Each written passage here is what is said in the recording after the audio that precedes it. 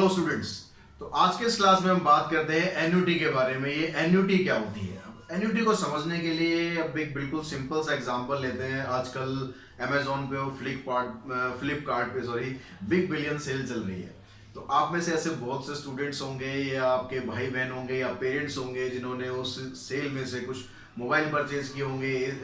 AC का तो खैर अभी टाइम नहीं है, सर्दियाँ चल रही हैं। फ्रिज आपने परचेज किया होगा या कुछ और इलेक्ट्रॉनिक आइटम या कुछ और फैशन आइटम, कुछ ना कुछ मतलब परचेज किया होगा। और बहुतों ने क्या करा होगा, पूरी की पूरी पेमेंट कर दी होगी, लेकिन कुछ नहीं किया होगा, उसको नो कॉस्ट ईएमआई बना लिया होगा या फिर उसने इंटरेस्ट वाली ईएमआई बना ली होगी, डिपेंडिंग अपॉन योर सिचुएशन। अब जिसने ईएमआई बनवाई है, चाहे नो कॉस्ट ईएमआई बनवाई है आपने या फिर इंटरेस्ट वाली ईएमआई बनवाई है, अब आपको क्या करना होगा, एक स्पेसिफिक डेट पर आपके अकाउंट से वो पैसा आपका कट जाएगा।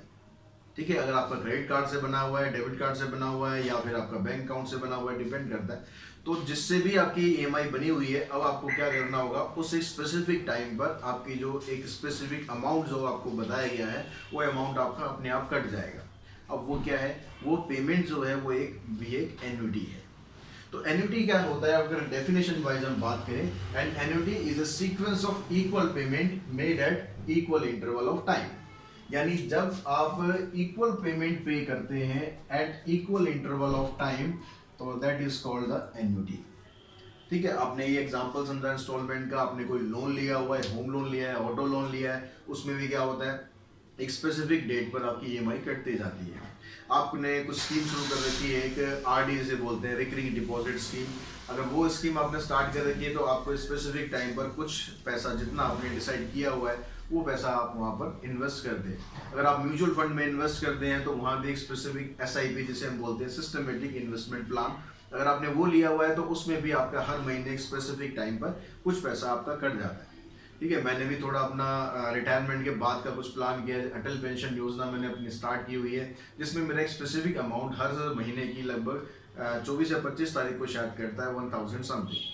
जिसमें जब मेरी 60 साल की एज हो जाएगी, तो भैया बुढ़ापे का इंतजाम करना पड़ता है, तो 60 साल की एज के बाद मुझे 5000 रुपये पेंशन मिलेगी। तो इस तरह की जो भी पेमेंट होती है, जो आप इक्वल इंटरवल ऑफ टाइम पे करते हैं, उसी को हम बोलते हैं एन्युटी। तो कोई ज़्यादा भारी भरकम शब्द नहीं है, कोई ऐसी चीज़ नहीं है कि जो आपको समझ में ना आए। अब एन्युटी की जब टाइप्स की बात करते हैं, तो टाइप क्या हम जब डिसाइड करते हैं, उसको दो क्राइटेरिया पे डिसाइड कर रहे हैं, on the basis of payment term and on the basis of time of payment. अब on the basis of payment term जो करते हैं, उसमें सबसे पहली जो एन्युटी है, उसको बोलते हैं एन्युटी सर्टेन। उसमें क्या होता है, ये टर्म जो होती है वो एक स्पेसिफिक डेट पर स्टार्ट होती है और एक स्पेसिफिक डेट पर ही खत्म होती है। ठीक है, कोई पर्टिकुलर डेट होगी जिस पर आप उसको स्टार्ट करोगे और पर्टिकुलर डेट पर ही उसको आप खत्म करोगे। जैसे आपने नो कॉस्ट ईएमआई बनवाई हुई है, ठीक है, या आपकी कोई और लोन ईएमआई चल रही है उस तरह की, या फिर जो आपकी आरडी होती है, आरडी भी एक फिक्स इंटरवल ऑफ टाइम के लिए होती है कि आपने 10 साल की करानी है, 50 साल, 50 साल तो बहुत ज़्यादा हो गया, 5 साल की करानी है, 15 साल की करानी है, उसके हिसाब से वहाँ भी एक स्टार्ट होने की भी उसकी डेट फिक्स होती है और उसके खत्म होने की डेट भी फिक्स होती है। उसको हम बोलते हैं एन्युटी सर्टेन। कंटिजेंट एन्युटी, इसके अंदर क्या होता है, जो पेमेंट जो होती है वो तो कंटिन्यूसली चलती रहती है, लेकिन उसका कोई फिक्स टाइम नहीं होता कि आपको वो कब खत्म करनी है। भाई ऐसा कैसे होगा कि फिक्स टाइम नहीं होगा? अगर मान लो सपोज आपके घर में किसी ने कोई पॉलिसी ऐसी ले रखी हो आपके भाई बहन के लिए या आपकी मैरिज के प्लान के हिसाब से, कि आप जब लगभग 22 या 23 या 24, या आपके पेरेंट्स की डिपेंड करता है कि उन्होंने क्या सोचा हुआ है कि उस टाइम के आसपास जब आपकी मैरिज होनी होगी, या फिर किसी आपकी जो एजुकेशन लोन है, एजुकेशन के लिए लोन नहीं, एजुकेशन के लिए कोई उन्होंने पॉलिसी ले रखी होगी, तो वो क्या करेंगे उसको। अब जरूरी तो नहीं है कि उन्होंने सोचा है कि भाई 23 साल में शादी हो जाएगी या 23 साल में आप कोई हायर एजुकेशन के लिए वहाँ पर जाएंगे, वहाँ इतना पैसा लगेगा। तो वहाँ पर क्या होता है कि कोई स्पेसिफिक उसका जो एंड होता है वो फिक्स नहीं होता है। हो सकता है वो 23 की जगह 24 साल हो जाए, 24 की जगह 25 साल हो जाए, तो वो उस टाइम पर अपनी जो पॉलिसी है उसको मैच्योर करेंगे और वो अमाउंट वहाँ से वो निकाल लेंगे। तो इस तरह की जो पॉलिसी होती है उसको बोलते हैं कंटिजेंट एन्युटी। उसके बाद होती है परपेचुअल एन्युटी और परपेचुटी। इसमें जो पेमेंट होती है वो एक फिक्स डेट पर स्टार्ट होती है और कंटिन्यूसली चलती रहती है। ठीक है, जैसे कोई स्कॉलरशिप अमाउंट होता है कि कॉलेज के अंदर एक फंड बना दिया जाता है और उस फंड का जो इंटरेस्ट आता है उससे कॉलेज स्टूडेंट को स्कॉलरशिप दी जाती है। तो वहाँ पर वो स्कॉलरशिप कंटिन्यूसली चलती रहती है, चलती रहती है, चलती रहती है। ठीक है।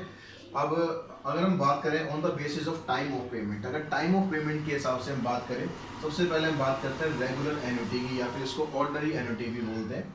Payment is made at the end of each payment period. Her payment period के खत्म होने के बाद जब पेमेंट आपको देनी होती है उसको हम बोलते हैं रेगुलर एन्युटी और ऑर्डिनरी एन्युटी, जिसके बारे में हम डिटेल में डिस्कस इस क्लास में करने वाले हैं। ठीक है। जैसे आपका होम लोन होता है, एक रेगुलर एन्युटी होती है कि आपको जो स्पेसिफिक टाइम दिया जाता है, उसमें जब उसका लास्ट जो टाइम चल रहा होता है, जैसे पहला एक मान लो एक साल की हम बात करते हैं कि आपको हर साल के बाद पेमेंट करनी है, तो जब पहला साल कंप्लीट हो जाएगा तब आपको पहली पेमेंट करनी है, स्टार्टिंग में नहीं करनी। पहला साल कंप्लीट हो जाएगा फिर आपको पेमेंट करनी है, फिर अगला साल कंप्लीट होगा फिर आपको पेमेंट करनी है। ऐसी जो लास्ट जो भी आपका टर्म दे रखा होगा उसके लास्ट में जाके आपकी पेमेंट कंप्लीट होती है। एक होता है एन्युटी ड्यू। एन्युटी ड्यू में क्या होता है, उसका उल्टा हो जाता है कि पेमेंट आपकी पहले से स्टार्ट हो जाती है। ठीक है। जैसे आपका लोन स्टार्ट होता है पेमेंट आपकी तभी से स्टार्ट हो जाती है, जिससे आरडी। आरडी जिस दिन आप खुलवाते हो उसी दिन आपको पहली पेमेंट वहां पर करनी पड़ती है। ये नहीं कि उसके 1 महीने बाद आपको पेमेंट करनी है, जैसे ही आपने जिस दिन आरडी आपने खुलवाई उसी दिन ही आपको उसकी पेमेंट करनी पड़ती है। उसके बाद आती है बात डेफर्ड एन्युटी की। अब डेफर्ड एन्युटी जैसे मान लो सपोज एजुकेशन लोन होता है, ठीक है। कोई बच्चा अगर एजुकेशन लोन लेता है तो गवर्नमेंट ये नहीं कहती कि भाई हमने एजुकेशन लोन दिया और आप अपना भाई अगले महीने से या अगले साल से अपना किस्त देना स्टार्ट कर दो। उसके लिए एक टाइम फिक्स टाइम होता है कि भाई इतने साल तक ये लोन आपको मिलेगा, और आपको जब वो जॉब मिलेगी वो स्पेसिफिक टाइम पीरियड होता है, फिर आपको जॉब मिले ना मिले। ठीक है। वो उसकी टर्म एंड कंडीशंस होती है, उसके ज़्यादा डिटेल में मेरे को नहीं पता कि कितने टाइम बाद या क्या कंडीशंस होती है। ठीक है। जैसे एक बिजनेस लोन होता है, अगर किसी बिजनेसमैन को लोन देती है सरकार तो ये नहीं कहती कि भाई अगले महीने से आप मुझे वापस देना स्टार्ट कर दो, नहीं। उसको बिजनेस सेटअप करने के लिए एक स्पेसिफिक टाइम देती है, उसके बाद उसकी पेमेंट स्टार्ट होती है, तो उसको बोलते हैं डेफर्ड एन्युटी। इसमें जो एक पेमेंट होती है, पहली जो पेमेंट होती है उसको पोस्टपोन कर दिया जाता है। मान लो बिजनेस लोन लिया किसी ने, वो कहता है 6 महीने बाद, या जो उसकी टर्म एंड कंडीशंस होती है उसके हिसाब से कि 6 महीने बाद आपको पहली पेमेंट स्टार्ट करनी है, उसके बाद फिर कंटिन्यूसली वो चलती रहती है। ऐसा नहीं है कि भाई पहली पेमेंट आपने 6 महीने बाद दी तो अगली भी फिर 6 महीने का टाइम आपको मिलेगा, ऐसा नहीं होगा। ठीक है। अब जो हमारा जो फोकस रहेगा, हमारा फोकस रहेगा रेगुलर एन्युटी पर। इसके बारे में हम डिटेल में बात करेंगे, लेकिन इसके बारे में बात करने से पहले कुछ और टर्म्स हैं जिनको आपको समझना जरूरी है। पहले उन टर्म्स को समझ लेते हैं, फिर हम रेगुलर एन्युटी पर आते हैं। तो एन्युटी से रिलेटेड कुछ टर्म्स के बारे में आप एक बार समझ लें, फिर उसके बाद हम आगे स्टार्ट करते हैं। सबसे पहले हम बात करें पीरियोडिक पेमेंट। पीरियोडिक पेमेंट यानी जो पेमेंट आप पे करते हैं हर एक स्पेसिफिक इंटरवल ऑफ टाइम पर, तो उस पेमेंट का साइज मतलब पेमेंट का अमाउंट, जैसे आप 6,000 रुपये हर महीने जमा कर रहे हैं तो 6,000 रुपये की आपकी पीरियोडिक पेमेंट हो जाएगी, मतलब size of payment, size of payment. Payment period, payment period आपका कितना है, हर 6 महीने बाद आप पेमेंट कर रहे हो या हर 2 महीने बाद आप पेमेंट कर रहे हो, तो उस पेमेंट का जो टाइम है, टाइम स्पेंड जो होगा उसका regular period, regular interval of time. Term क्या हो जाएगी, जब आपने कोई एन्युटी स्टार्ट करी है, कोई इन्वेस्टमेंट स्टार्ट करी है और उसके एंड होने तक, मतलब फ्रॉम फर्स्ट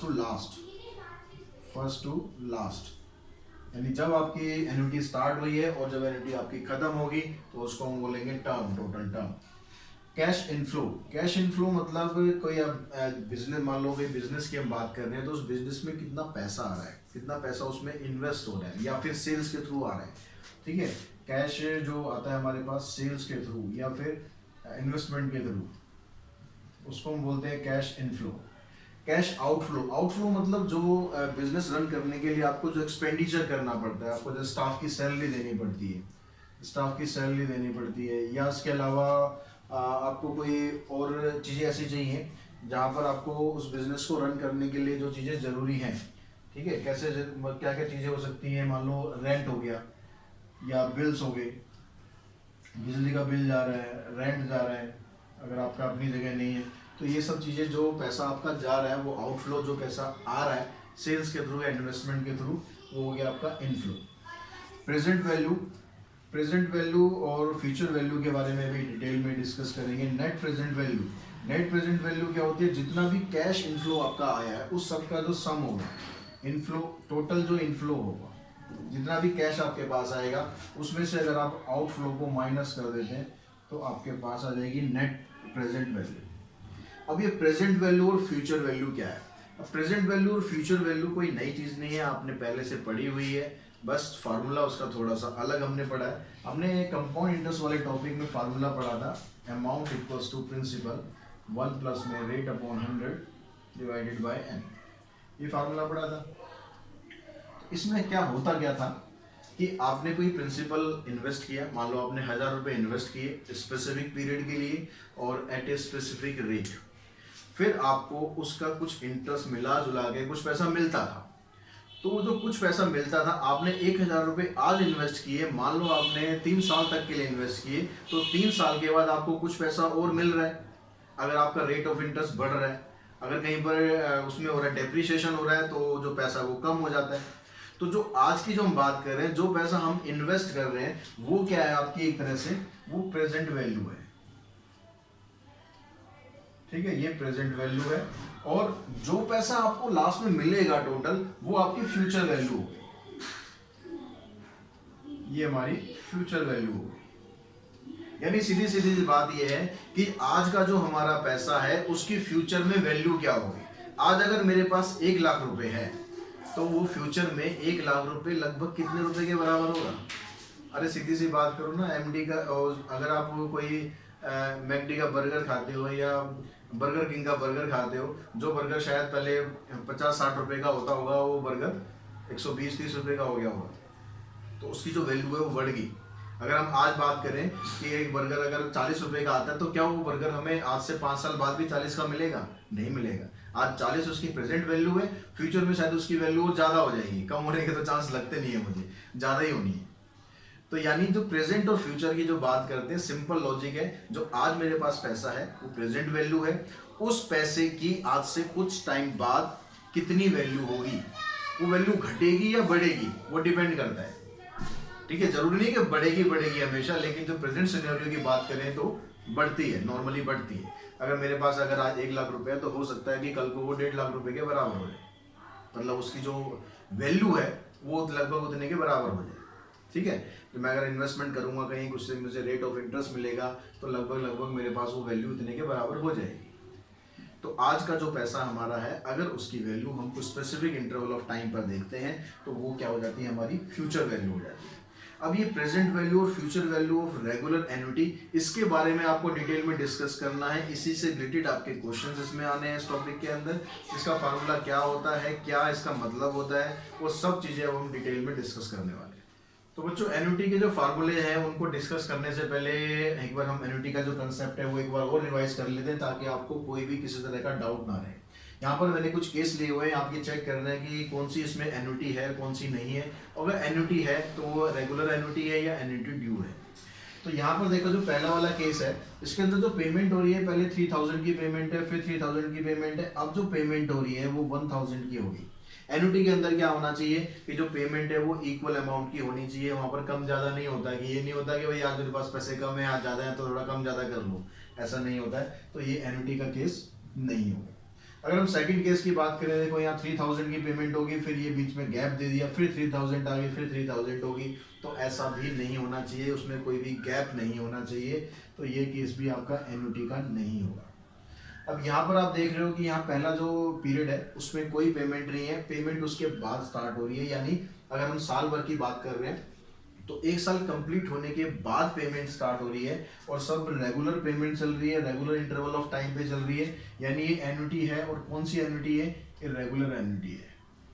रेगुलर एन्युटी में क्या होता है, ये जो पेमेंट पीरियड होता है उसके एंड में आपकी पेमेंट होती है, और अगर पेमेंट पीरियड के स्टार्टिंग में ही आपकी पेमेंट हो जाए और बिल्कुल सेम पेमेंट चलती रहे, तो उसको हम बोलते हैं कि एन्युटी ड्यू, एन्युटी ड्यू। तो अब यहाँ पर जो रेगुलर एन्युटी है, ये हमारा मेन फोकस रहेगा। इसके हम फार्मूले डिस्कस करेंगे कि प्रेजेंट वैल्यू और इसकी जो फ्यूचर वैल्यू है रेगुलर एन्युटी में किस तरीके से हम निकाल सकते हैं। तो बच्चों, कंसेप्ट समझते हैं हम फ्यूचर वैल्यू या amount of a regular annuity. Suppose हम यहाँ पर एग्जांपल लेते हैं कि आपके पास मान लो ये 0 से स्टार्ट किया हमने, ये 1 2 3 4 4 साल तक कि हम एक रेगुलर एन्युटी बनाते हैं। आप क्या करते हैं कि हर साल 3-3 हज़ार रुपये जो है रेगुलर एन्युटी है, इसलिए पेमेंट पीरियड के एंड होने पर पहली पेमेंट होगी आपकी, यानी जो फर्स्ट ईयर खत्म हो जाएगा तब आपकी पेमेंट होगी 3000 3000 3000। इस तरह से हमने कुछ हमें पेमेंट मिलती है। तो अब हम देखेंगे कि जो ये पेमेंट हम यहाँ पर कर रहे हैं इसकी जो फ्यूचर वैल्यू है वो क्या होगी। ये हमने जो एक साल खत्म होने के बाद जो 3000 रुपये की इन्वेस्टमेंट करी है, ये 4 साल बाद इसकी वैल्यू कितनी होगी, उसी को तो हम फ्यूचर वैल्यू बोलेंगे ना। ऐसे फिर दो ये वाली जो पेमेंट हमने दूसरे साल करी है, 4 साल खत्म होने के बाद इसकी फ्यूचर वैल्यू क्या होगी, यहाँ पर इस वाली पेमेंट की फ्यूचर वैल्यू क्या होगी। और जो लास्ट वाली है 3000, ये तो 3000 ही रहेगी क्योंकि ये तो इन्वेस्ट ही हम 4 साल के बाद कर रहे हैं। यानी मतलब क्या हुआ, जो टोटल आपकी जो फ्यूचर वैल्यू आएगी, जो यहाँ पर जो हमें चाहिए फ्यूचर वैल्यू, जो 3-3 हज़ार रुपये का अमाउंट हम इन्वेस्ट करते जा रहे हैं। मान लो मैंने कोई आरडी करी है, आरडी वैसे स्टार्ट होती है यहाँ से, ठीक है, स्टार्टिंग से ही, पर हम मान लेते हैं कोई भी इन्वेस्टमेंट करी है हमने, ये पेमेंट पीरियड खत्म होने के बाद इन्वेस्टमेंट की गई। 3000 रुपये की मैं इन्वेस्टमेंट कर रहा हूँ, फिर मैं 3000 रुपये की इन्वेस्टमेंट कर रहा हूँ, फिर मैं 3000 की कर रहा हूँ, फिर मैं 3000 की इन्वेस्टमेंट कर रहा हूँ। ये इन्वेस्टमेंट करके मैंने कितना अमाउंट यहाँ पर टोटल इन्वेस्ट किया, 12,000 रुपये। अब मैं ये तो नहीं चाहूँगा कि मुझे 12 के 12,000 ही मिले, मैं ये चाहूँगा ना कि मुझे ज़्यादा मिले। अब ज़्यादा मिलेंगे तो यानी जो मुझे उसकी फ्यूचर वैल्यू है वो देखनी है कि मेरे पास इनकी फ्यूचर वैल्यू होगी क्या। अब ये ज़रूरी नहीं होता, ये ध्यान रखना कि ज़्यादा ही मिलेगा, फ्यूचर वैल्यू कम भी हो सकती है। अगर आप म्यूचुअल फंड में इन्वेस्ट करते हैं तो कई बार इन्वेस्टमेंट वापस बैक भी मारती है, यानी माइनस में भी चली जाती है, तो ये ज़रूरी नहीं है। लेकिन हम एप्रिसिएशन के केस लेके चल रहे हैं कि यहाँ पर मैंने 3000 रुपये इन्वेस्ट किए और 3000 रुपये मेरे 4 साल के बाद किसके बराबर होंगे। यानी अगर मैं सीधी सीधी बात करूँ तो मैं यहाँ पर क्या निकालना चाह रहा हूँ, मैं अमाउंट निकालना चाह रहा हूँ। मैंने प्रिंसिपल इतना इन्वेस्ट किया और मेरे पास कोई स्पेसिफिक रेट होगा, मान लो 10% का रेट मुझे मिल रहा है, ठीक है, और नंबर ऑफ पीरियड मान लो कुछ भी नंबर ऑफ पीरियड होगा। तो यहाँ पर इसके हिसाब से बात करूँ, जो मैंने ये 3000 रुपये लगाया, ये 3000 रुपये कितने साल तक मेरे लिए काम कर रहा है, ठीक है। एक साल देखो ये काम कर रहा है, मतलब मुझे इन्वेस्ट आपको रिटर्न दे रहा है कुछ। फिर ये 3000 रुपये 2 साल आगे काम करेगा, फिर 1 साल और आगे काम करेगा, यानी टोटल क्या कर रहा है, ये 3000 रुपये मेरे लिए 3 साल तक काम कर रहा है, मेरे लिए 3 साल तक कुछ कमा के दे रहा है। तो इसके हिसाब से अगर मैं फार्मूला यहाँ पर लगाऊं ये वाला अमाउंट का, तो प्रिंसिपल मेरा आ गया 3000 और रेट मेरा हो गया 10% और टाइम कितना हो गया 3 साल। ये कुछ अमाउंट आ जाएगा, ये अमाउंट मैंने यहाँ पर लगा दिया इसके सामने, ठीक है। वो हम बाद में निकाल लेंगे क्वेश्चन में। ये मान लो अमाउंट 1 हो गया। अब फिर मैंने जो अगले साल के बाद फिर 3000 रुपये इन्वेस्ट किए। अब ये 3000 रुपये कितने साल तक काम करेगा भाई, 1 साल और 2 साल, 2 साल तक काम करेगा। यानी यहाँ पर भी अगर मैं ये फार्मूला अप्लाई करूँ तो ये 3000 1 प्लस में 10/100 की पावर 2। अब यहाँ से भी मेरे पास कुछ अमाउंट बना, वो अमाउंट मेरा इधर आ गया। फिर ऐसे ये जो 3000 रुपये है ये भी काम करेगा, ये कितने साल काम करेगा, ये तो 1 ही साल काम करेगा, तो ये आ गया 1 प्लस 10/100 की पावर 1। तो यहाँ से एक अमाउंट आ गया मेरे पास, ये मान लो मैंने मान लिया A3। तो ये जो अब जो चौथे साल मैंने लगाया वो तो वही रहेगा, 3000 रुपये रहेगा। तो ये जो मेरे पास इन सबका जो टोटल आता है, इस टोटल को ही मैं बोलता हूँ फ्यूचर वैल्यू। समझ आ गई बात आपको कि फ्यूचर वैल्यू क्या होती है। जितना पैसा आज हम लगा रहे हैं फ्यूचर में उसकी वैल्यू क्या होगी, that is called future value. उसके नाम से आपको पता लग जाएगा कि फ्यूचर में उसकी वैल्यू क्या होने वाली है, उसी को हम बोलेंगे फ्यूचर वैल्यू। अगर आप इसको अलग अलग करके इस तरीके से निकालेंगे तो आप निकाल सकते हैं, लेकिन अगर मान लो यहाँ पर मैं कह दूँ कि मुझे 10 साल तक इन्वेस्ट करना है भाई, फिर क्या करेंगे, इसको 10 साल तक निकालेंगे। तो इसके लिए हम क्या करते हैं, इसके लिए हम एक फार्मूला बनाते हैं। ये जो फार्मूला, मैं फार्मूले के डेरिवेशन की बात नहीं कर रहा हूँ, मैं सिर्फ स्पेसिफिक फार्मूले की बात कर रहा हूँ। फार्मूला यहाँ पर आपके पास जो फ्यूचर वैल्यू का क्या है, future value is equals to में, अब जो आपके बुक में यहाँ पर जो आप इन्वेस्टमेंट कर रहे हैं रेगुलर इंटरवल ऑफ टाइम पर, उसको R से डिनोट किया हुआ है और फ्यूचर वैल्यू को A से डिनोट किया हुआ है, यानी अमाउंट, ठीक है। तो ये बुक्स में अलग अलग हो सकता है, जैसे एमएलएस वाला बुक है इसमें ये फार्मूला ले रहा है, तो किसी दूसरी बुक में आप देखोगे उसमें अलग फार्मूला हो जाएगा। तो 1 प्लस में i raise to power n minus 1 divided by i. तो ये फार्मूला आपको यूज करना, आई मतलब rate of interest. Rate of interest में यहाँ पर जैसे हम फार्मूले में क्या करते थे, आर अपॉन 100 कर देते थे, यहाँ पर आपको सीधा रेट परसेंट यूज करना है। जितना भी आपको परसेंट दिया होगा, मान लो आपको रेट ऑफ इंटरेस्ट कहता है 10%, तो 10% का मतलब हो जाएगा कि 10/100, 10/100 मतलब 0.10। तो आपको यहाँ पर 10 नहीं यूज करना है, 0.10 यूज करना है। ठीक है, यहाँ पर जो फार्मूला आपको दिया हुआ है, अलग अलग बुक में फिर बता रहा हूँ आपको, यहाँ पर जो सिंबल्स हैं वो अलग अलग यूज हो सकते हैं। यहाँ पर सीधा सीधा हो सकता है फ्यूचर वैल्यू लिखी हो, यहाँ पर प्रिंसिपल लिखा हो कि जितना पैसा आप वहाँ पर रेगुलर टाइम पे इन्वेस्ट कर रहे हो, लेकिन जो मतलब है पूरे फार्मूले का सभी बुक्स में वो एक ही मिलेगा। समझ में आ गई फ्यूचर वैल्यू क्या होती है? इसका हम एक क्वेश्चन और कर लेते हैं ताकि आपको और क्लियर हो जाए कि भाई फ्यूचर वैल्यू को आपको निकालना कैसे है। तो ये फ्यूचर वैल्यू को समझने के लिए हम एक एग्जांपल की हेल्प लेते हैं, एग्जांपल की हेल्प से आपको क्लियर हो जाएगा। अब क्वेश्चन में कहता है find the amount of regular annuity of ₹5,000 payable at the end of each year for 3 years at 10% per annum compounded annually. यानी 5,000 रुपए की रेगुलर पेमेंट की जा रही है eight the end of each year, मतलब रेगुलर एन्युटी है। ठीक है, और अगर आपको एन्युटी ड्यू होगा तो क्वेश्चन में जरूर दिया जाएगा, अदरवाइज आपको रेगुलर एन्युटी ही लेना है। अब 3 साल तक पेमेंट हो रही है और आर आपका 10% है, तो यहाँ पर जो फार्मूले के हिसाब से हम देखेंगे, आर की वैल्यू हो गई 5,000, टाइम हो गया 3 साल और आर हो गया 10%। 10% मतलब 0.1। ठीक है, ये मतलब हो गया। अब यहाँ पर अगर हम बात करें फार्मूले की, तो फार्मूला आपके पास ये होता है आर 1 प्लस में i raise to power n minus 1 divided by i. तो ये आपके पास आ गया 5,000, 1 प्लस में 0.1 raise to power 3 minus 1 divided by 0.1। अब ये आ गया 5,000, 0.1 को मैं इधर लेता हूँ इसके नीचे, इन दोनों को ऐड किया तो 1.1 रेज टू पावर 3 माइनस 1। इसका डेसिमल आप हटाएंगे तो 50,000 हो गया। 1.1 की पावर अगर आप 3 करेंगे तो ये हो जाएगा 1.331। पावर अगर ज़्यादा दी होगी तो आप लॉग टेबल यूज़ कर सकते हैं। इस चैप्टर में हमें ज़रूरत पड़ेगी लॉग टेबल की, तो लॉग टेबल आपको यूज़ करनी आती है वेल एंड गुड, नहीं आती है तो उसका एक मैंने वीडियो पहले ही बना रखा है, उस वीडियो को आप ज़रूर देखें, आई बटन में उसका लिंक दे दूंगा ताकि आप जाके लॉग को निकालना सीख सकें। क्योंकि पावर अगर मान लो 6, 7, 8 आ गई तो उसको आप कब तक मल्टीप्लाई करोगे, या फिर आपको वैल्यू क्वेश्चन में दी होगी। ठीक है, हायर क्लासेज में जाओगे तो वैल्यू आपको इस तरह की दी होती है। तो 50,000 इंटू में 0.331, इन दोनों को मल्टीप्लाई करते हैं, मल्टीप्लाई करके आपके पास आ जाएगा 16,550। यानी जो 5-5 हज़ार रुपये आप 3 बार इन्वेस्ट करोगे, आपको 3 साल के बाद इतना पैसा मिल जाएगा। अब समझ लेते हैं present value of a regular annuity. अब जैसे हमने फ्यूचर वैल्यू में देखा था कि आपने जो जो इन्वेस्टमेंट करी वो फ्यूचर में आपको क्या वैल्यू देगी, उसकी आपको वहाँ पर वैल्यू पता लग जाती है। अगर हम प्रेजेंट वैल्यू की बात करें, हम वैसे एक एग्जांपल लेते हैं। मान लो ये टाइम स्पेन है आपका 3,000 फर्स्ट ईयर में, सेकेंड ईयर में फिर 3,000, थर्ड ईयर में 3,000 और फोर्थ ईयर में भी 3,000 ये इन्वेस्टमेंट की गई। तो ये जो मैंने 1 साल के बाद इन्वेस्टमेंट करी है 3,000 रुपये, इसकी प्रेजेंट में वैल्यू क्या है? प्रेजेंट में वैल्यू क्या है मतलब यहाँ पर इसकी वैल्यू क्या है, ये वैल्यू मुझे यहाँ पर देखनी है।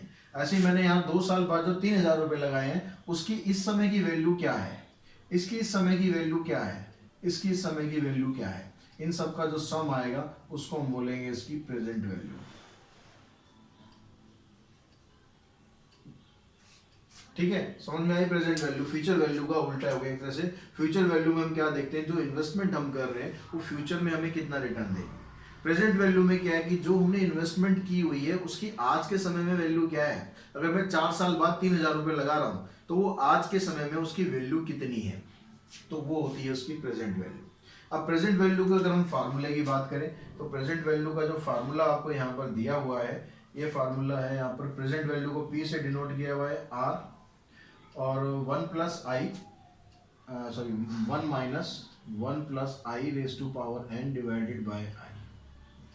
फ्यूचर वैल्यू वाले फार्मूले में इस फार्मूले में फर्क क्या है कि ये वाली जो टर्म है उसकी पावर सॉरी माइनस एन भी होती है, ये वाली टर्म 1 प्लस आई वाली टर्म उधर चली जाती है और पावर माइनस में हो जाती है और 1 इधर शिफ्ट हो जाता है, बाकी सब कुछ वही रहता है। अगर आपको वो फार्मूला याद हो गया तो ये फार्मूला भी बड़े आसानी से याद हो जाएगा। बस पावर का ध्यान रखना कि पावर इसमें माइनस होती है। तो इसके क्वेश्चन भी हम समझ लेते हैं इसकी हेल्प से कि हम क्वेश्चन को कैसे करेंगे।